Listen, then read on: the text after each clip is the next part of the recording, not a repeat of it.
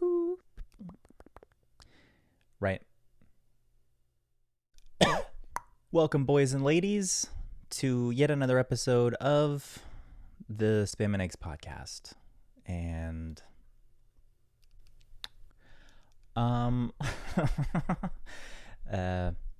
where we pay off $17,000 of debt in $11 increments. I'm the host of this podcast, and it's the Spam and Eggs podcast.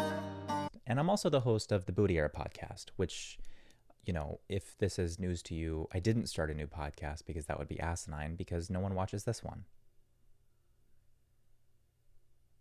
Uncle Dita, leading with aggression. But I don't have a second podcast. I just have this one podcast. And this podcast just developed an alter ego podcast, which is also this podcast. And I'm going to try to stop saying podcast from here on out. But if you didn't know, this program had an alter ego, check the last episode, Surrender Mode in the Booty Era, so you can know that. I think it's a good one. I'm learning to surrender. I stubbed my toe this morning. This is a real thing that happened, and it hurt real bad for a second, and then I remembered Buddhism, and then I was at peace. I was talking to someone the other day, and they asked how the podcast was going, which is how I know they don't listen, because I never fucking post one. But it's fine. I know they don't. I don't want you to listen. If you know me, dude, don't listen to this podcast. It's like coming to an NA meeting where I'm the only one there and I'm the only one talking. So if you know me, don't listen to this podcast. Play it and then walk away and do something else. Because I don't need you real-lifing me and like, hey, how's it going with that thing? Listen to the podcast or don't know me. Anyway, I'm talking to this person and she goes, so how's the podcast? What's it called? Eggs? So, welcome to the Eggs podcast. This podcast has a lot of names, dude. The Spam and Eggs podcast, the Booty Era podcast, and now Eggs. So,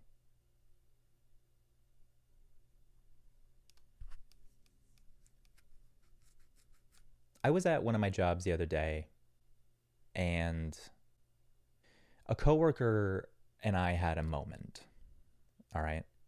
And it was just our moment, which made it special and nice. And I want to talk about it. So here's what happened. I walked into the bathroom, and there was a guy making very weird noises at me from the stall. I know he was making noises at me from the stall because I walked in and he wasn't making noises. And then I started to pee, and then he started making noises. Right? He was going like, yoo-hoo, right? It was like he was doing echoey ASMR stall humor just for me, which is why it was nice. And I was like, well, this is unexpected, right? I didn't know there was someone in the bathroom because there's no one in the bathroom usually, but that's life. And that's bathrooms. Now, I don't know if you guys have ever interacted with someone who you don't know and don't see in a bathroom stall. But there is a sort of novelty to it for me because it never happens. So I was like, all right, let's... You know, I've been peeing for a little while and he's still making sounds. I kind of put it off because I wasn't really into it. But then he kept making sounds and I was like, all right, I'm into it. Let me see what's up. And so I say, hello. And then he says nothing, which wasn't cool because I only said something because he said something. And then I said something and then he ghosted. I got ghosted by an anonymous voice in a bathroom stall. And, you know, that's life, and that's bathrooms again. So I'm feeling kind of bummed, right? Because I put myself out there. And I'm also thinking, I'm in a playful mood now because you started this. So now I'm thinking, does he think that I'm not going to wait right outside the stall to confront him about the ghosting once I complete the pee. And I decide, doesn't matter what he thinks, because I'm gonna wait for this guy, and I'm gonna confront him and be like, hey, you ghosted me. So I complete the pee. I complete the pee and I zip up, and actually, here's the reality of my life when I'm peeing. I complete the pee and I shake it a lot.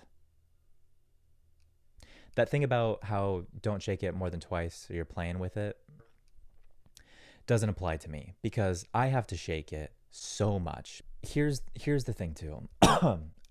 No matter how much I think I complete the pee, I complete the pee and then I zip up, and then I keep completing the pee for like 4 seconds after I put my dick away. Bleep it. And I don't know which doctor I need to see, but I'm only 30, and maybe I'm eating too many eggs. Let me know if you're 30 years old and you're not alone at thespamandeggspodcast@gmail.com. But every single time I'm done peeing, I pull my underwear up from around my ankles, and and then I zip on my pants, and then I pee for 10 more minutes in my pants, and now I've pissed myself. There's too much talk about pissing myself. Okay. So I'm in the bathroom, I finish peeing, and I shake my member until my calves get tired.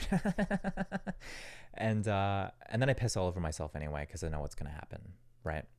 I zip up, I wash my little handsies, and then I start to walk out of the bathroom, and then the voice comes back. Yoo-hoo! Right? So then I piss myself again because I'm pissed, right? This time it's not a medical thing. I piss myself because I'm angry. Whoever's in the stall ghosted me, and now he's back and he wants to chirp again, right? At first he was like a bird heading east to, Chirp City. So I tried to chirp back, see what's good, and then nothing. He wants to move to Texas without talking first. So I go, Crystalia Sadiper, and whoever's in the stall that ghosted me, right? They want to chirp back again. Now, I gave them a chance and they didn't chirp back. I wanted to see what's up, and then they stopped responding. So I'm like, okay, I'm going to go then. And then I'm going, and then they chirp back. So I was like, all right, I'm going to give you one more chance. And I say, hello. And then they say nothing. And then I say, Papi. I say, Papi, right? Because I know he's Mexican, right? And it's not a race thing. This job's in a kitchen, so everyone's Mexican. And if you're offended by that, dude, you've never worked in 4 restaurants and an industrial kitchen. That's just what it is. So I go, Papi? and he goes, I go, Papi? And he goes, oh, no. And I go, oh, okay, bye. And he goes, okay.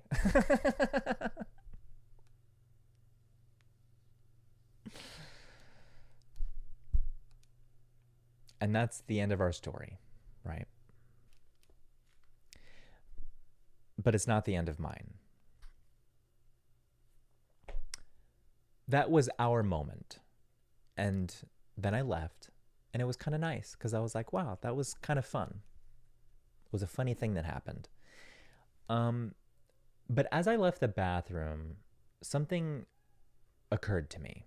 What occurred to me was, if I keep walking and I don't wait to see who was in that stall, I have to walk around work knowing that I will never know who that was. So I stopped and I waited because I want to know who I had that moment with. I want to see who's Papi. But then I thought, if I do keep walking and I don't turn around to see who walks out, then he's my mystery man. And it's kind of cute. And then I think, if he walks out looking for me and I'm not there, then I'm his mystery man.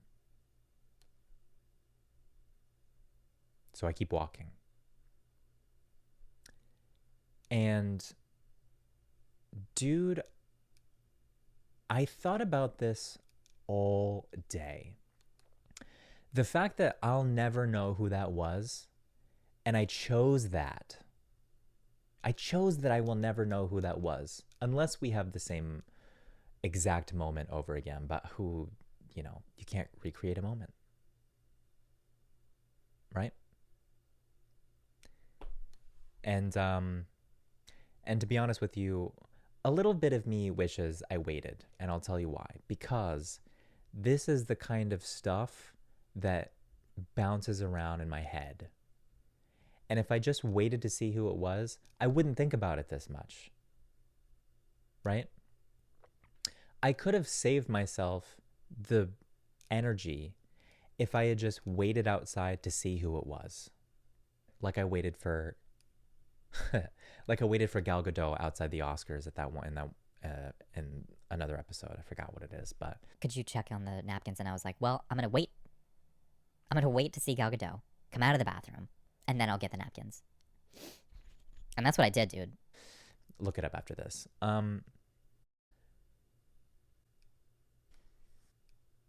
Where I'm getting with this is, I have a thing, which is I like to rob myself of certain things when I can help it, so that I can wonder.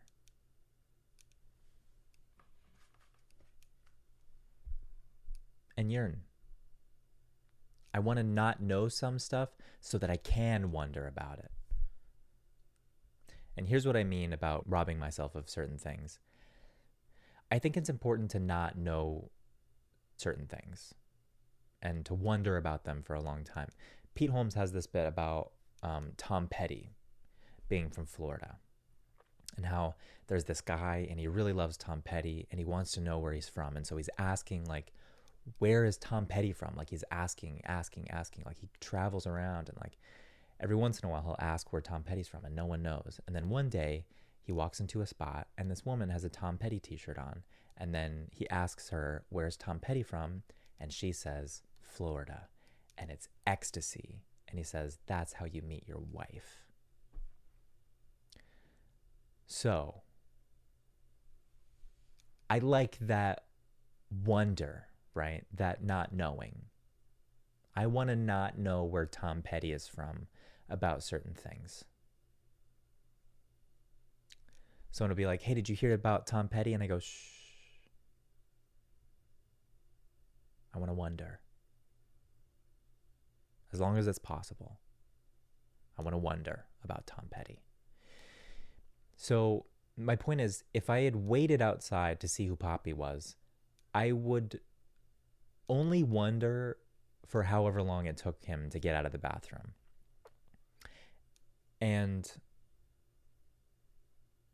now that I'm talking about it, I think a part of the reason I didn't wait around too is because if I walk out, or if he walks out of the bathroom and he already forgot and he just goes, oh, excuse me, then he goes back to chopping fucking chicken, probably didn't wash his hands first. My point is, what if he didn't share the thing I thought we shared? That's another reason why I didn't wait. Defense mechanism.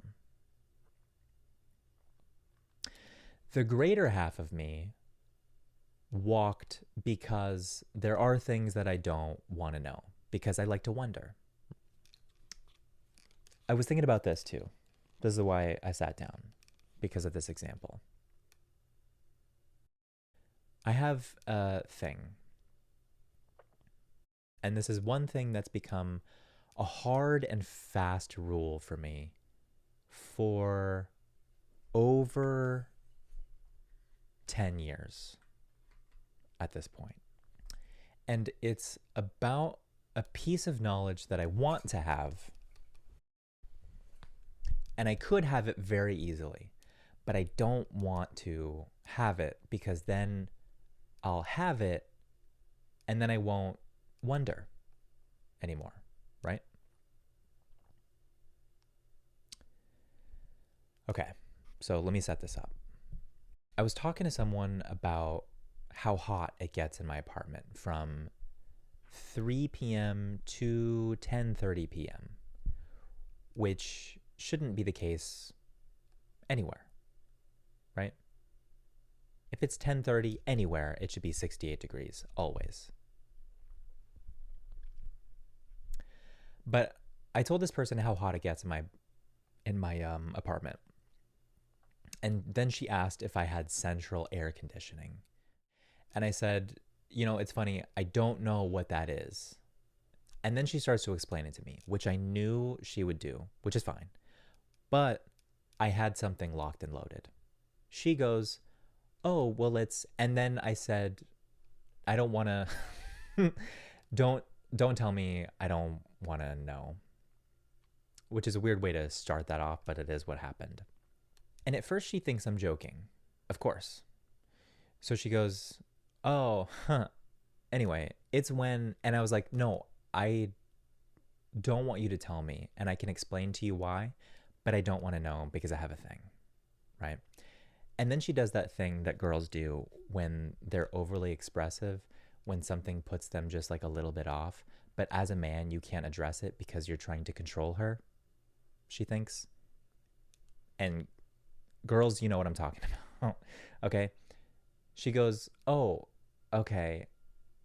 Why don't you want to know what central air is?" So then I say, "I have this thing about central air." And then she started to explain it again, the third time, right? So she goes, "All right, well, that's weird, but, well, it's just when," and now I'm put off because I just said I have a thing. And instead of you listening to me tell you what the thing is, because you asked about the thing, she tries to explain to me central air for a fourth time. So I'm kind of battling with myself here, right? While this is happening. And I'm going like, do I make a thing of this?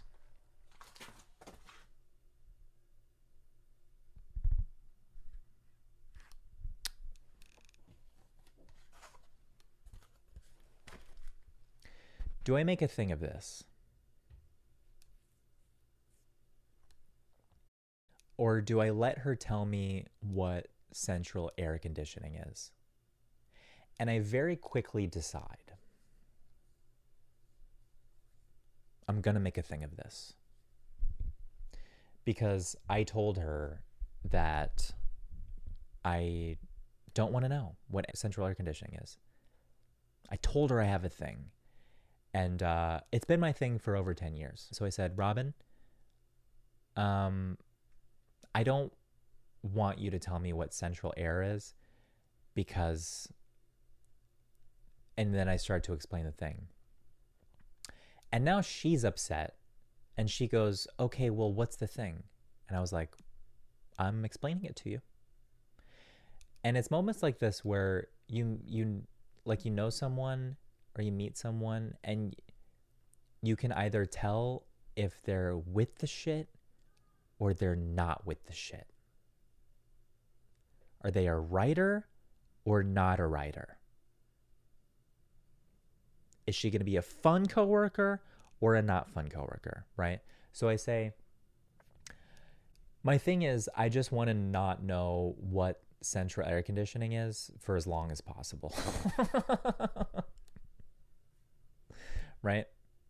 And I can tell in that moment that she is not a writer, because I can tell she would not engage with this life bit with me, where I don't want to know what central air is. And she was just so confused, which I understand, because why would that be the case for someone to not want to know what central air is for as long as possible? And why would they put it that way? Like, why would it be such a big deal for someone to want to not know what that is? Which, like I said, is what I was battling. I was like, do I need to? And I was, yeah, I do. I decided. And I could feel her trying to like figure out if I was being facetious or just an asshole, right? Or what. And I think she landed on playfully serious, which is good, because on the inside, I was being way more serious than that. And while it wasn't like a life and death situation, obviously, I also made it clear that I didn't want her to explain it.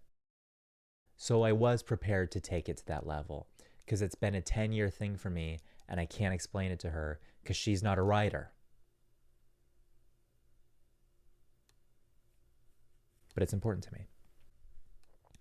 But I got such a kick out of it, dude, because on one hand, it doesn't matter at all that I do or I don't know what central air is. The only thing that changes if she tells me is the next time someone asks me if I have central air, I'll know the answer. But I think it's because of interactions like this that I can have with people every once in a while, right? Because how often are you talking about central air conditioning? But it's because of these interactions that like makes it fun and have like real stakes, right? And I'll get off of this in a second, but I feel very deeply about this. and it's this is what I told her in earnest to explain. I explained my thing. I said, it's like when you have to sneeze and someone interrupts your sneeze, you know, like they poke you in the stomach, or like say your mom's a whore or whatever. And then now that they've intercepted your sneeze, you're pissed because they took something from you, and maybe you've had to sneeze for 20 minutes and they fucked it up. That's how I feel about central air and not knowing what it is. As long as I don't know what central air is, I'm sneezing. Right? That's exactly how I told her. And she goes just like this. Huh. Okay, well, see ya. And I was like, she doesn't get it. And she would hate my podcast. And the thing is, I don't know, man. I have no shame about not knowing certain things anymore. I don't care anymore. I used to have enormous shame about knowing anything. And then I started to realize how many things there are. And it's unlimited things. And there's more things every day. So, know what you know and keep learning about the things that you're interested in and that you're curious about, or don't. But I think where I'm getting is, the thing about central air too is I actually am curious about it, about what central air is, because I haven't known for so long, and I've made sure that I haven't known for so long. But it's fun not knowing some things because you stay curious about it, and it's just like a fun thing. And if you learn all the stuff about the thing, and then you're not curious about it, then that sucks because you're not curious about it. And I'm curious genuinely about central air and what it is and how it works. But I also know it's central air. Maybe the most boring thing that you could fully explain in maybe 3 sentences. And if someone told me what central air is, I'd immediately know what it is, and then I'm not curious about it, and then the life bit is over. And I don't want that. If it happens, fine, but if I can control it, right?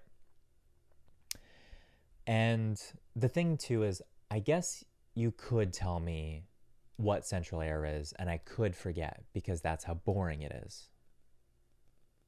I know that it won't be interesting enough for this decade-long buildup. And if I did forget, I could get re-curious, but I don't want to risk it. You know what I mean?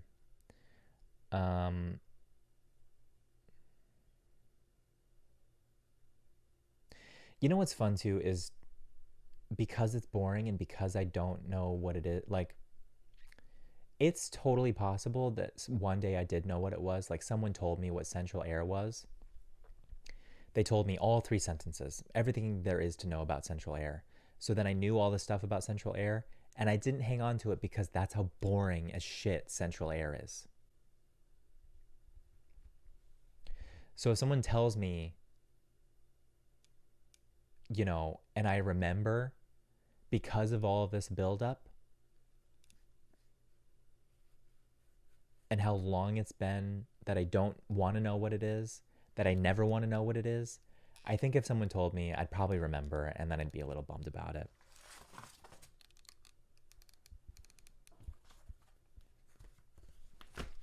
Fuck. Sign keeps falling. But it went to show how different people can be. Because Robin tried to explain to me 4 times what central air is, and I told her I didn't want to know, and then I explained it, and then she still tried to tell me.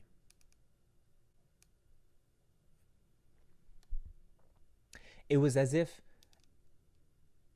however much I didn't want to know, that's how much she wanted to tell me, right? And this is why I love hanging out with comedians, because I could explain my whole thing about central air, and the comedian could take it in, and they'll understand that it's a life bit,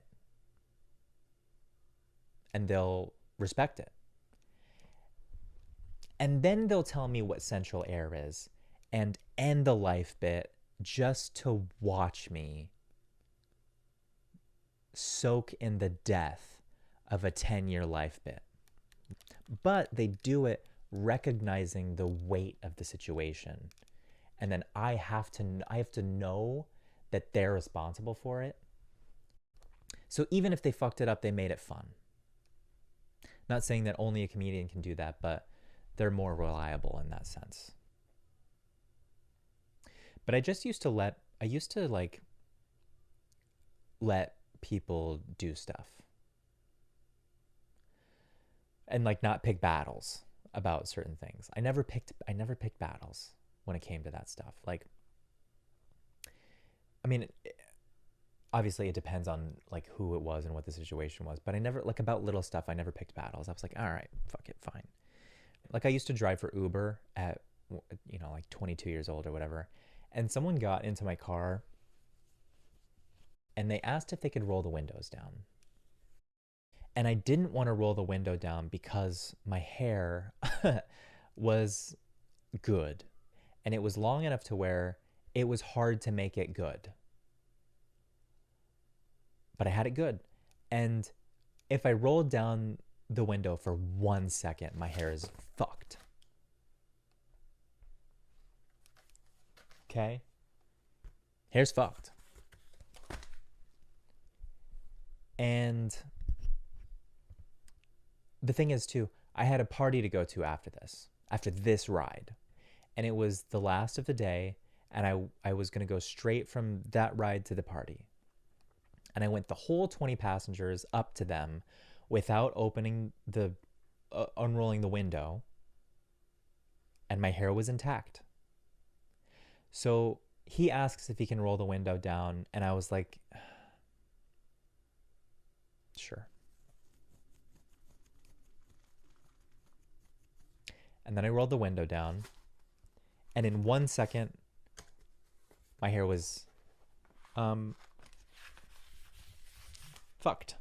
And I know it doesn't seem like a big thing because it's not, but I I didn't get like lymphoma from fucking rolling the window down. My hair just got messed up a little bit, a lot.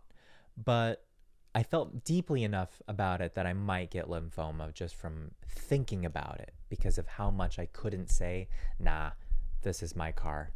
Shut the fuck up and enjoy the air conditioning, right? How much I couldn't say that. Or just say, the windows don't work. And then turn the child lock on. What are they going to do?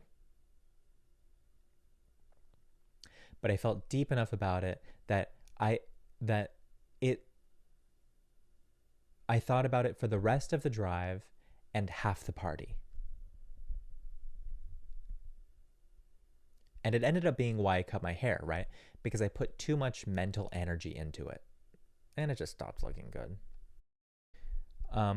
Because when I had long hair, it was a 1 in 10 chance that I could touch it just a little bit and then it would look good. 9 times out of 10, I'd be like, how do I do this? Very frustrating. And I would think about it all the time. But 1 in 10 chance, I'd go like that, and then the poof was on lock. The body, dude, I had it good. Now that I have it right here, this is a pompadour. I learned that because my grandma called me Pompadour Boy. She was like, oh, my little Pompadour Boy. And I was like, I gotta cut my hair again because I can't be anyone's little Pompadour Boy. Right? But now I'm 30. And if someone asks me if they can roll the window down and my hair looks good, I say, look at my hair.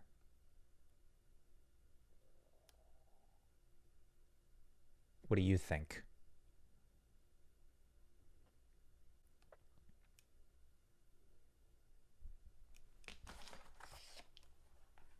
Where I was getting with that was I used to not know stuff and I used to be embarrassed about it and I used to pick battles or not pick battles and I'd let it ruin my night. And I think a lot of people either used to do that and don't do it anymore, or they used to do it and they still do it. And I think a lot of people have that, man. A lot of people don't pick their battles. A lot of people don't speak up for themselves. And you got to do it, dude. It's uncomfortable for just a second, but it makes you, just like say stuff. Speak up for yourself if it means anything to you and you think it's going to rob your peace, right? Because I don't have that much to give. But I used to be like embarrassed about not knowing stuff too, and like I just could not give a shit now about the stuff that I don't know and don't want to know. Because there's too many stuff. There's too many stuffs, dude. You can't know it all. Like I said, it's infinite and it gets more every day. So don't be embarrassed about the stuff you don't know unless you should know it. But who am I to decide what you should know? Know what you want to know. But like people will be embarrassed, they'll go like, "Oh, did you hear like penguins?" And you're like, "No, what about penguins?" And you go like, "They have jobs." And you didn't know that, but you're like, "Oh, no, I think I heard about that." Instead of just saying, "Really? That's crazy."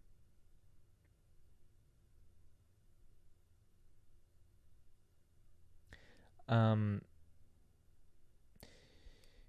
Dude, this was a lot of talk about stuff that's, I'm going to lose so many of you. But if you stuck with it, kudos to you, dude. I know you're a writer and you're dope. And that's what's up. I dig that shit. The Spam Podcast at gmail.com. I know I already said it, but email me, dude. Email me and we'll be pals. What else is going on, man?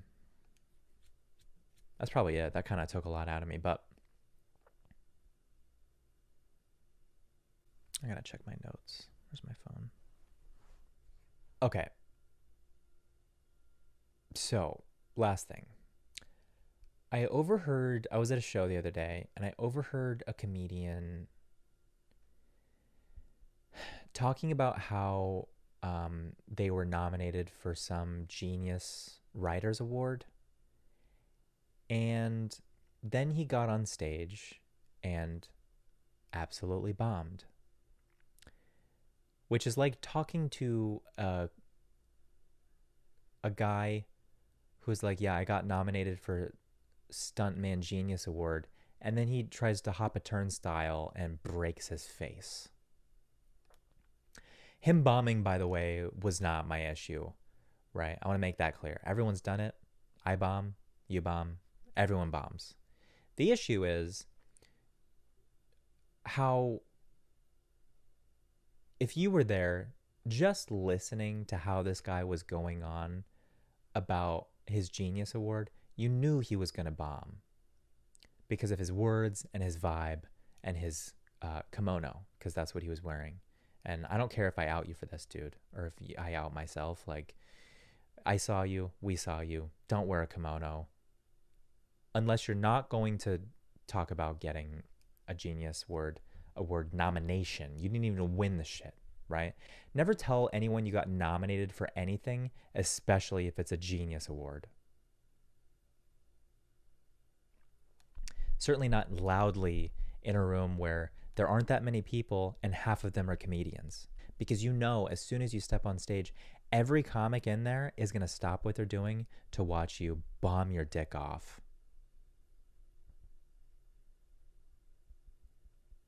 And that's embarrassing. And it doesn't matter how well you do, actually, because on some level, all of us hate you.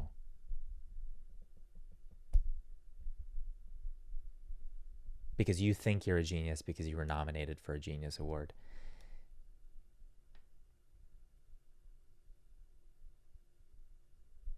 That was a negative ending. So it can't end there.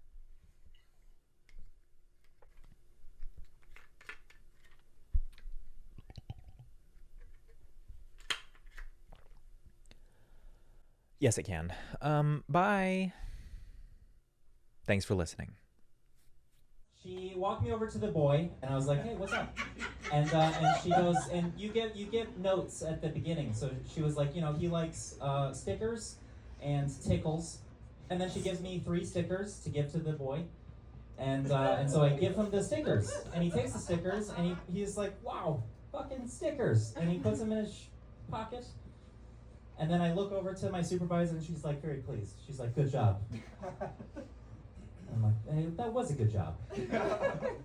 We're building rapport." And she notions over to him again. And I was like, "Do we fix him?" What's... Fuck you guys, that's funny. That's funny. If 3 stickers could reverse autism.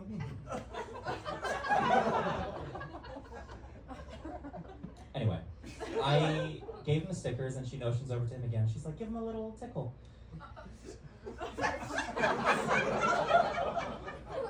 And I was like, nah.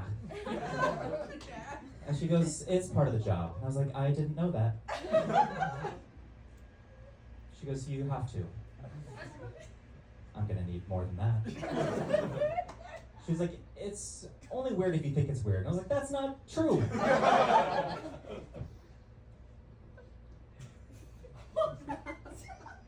I was like, "He's 12. This boy is 12. Would you have me tickle a 12-year-old girl?" And she was like, no. I was like, can we think about that for a second? Can we let that sink in for one moment, please? Can I give him more stickers instead? Like, is that... She looked at me very serious. She was like, tickle the boy.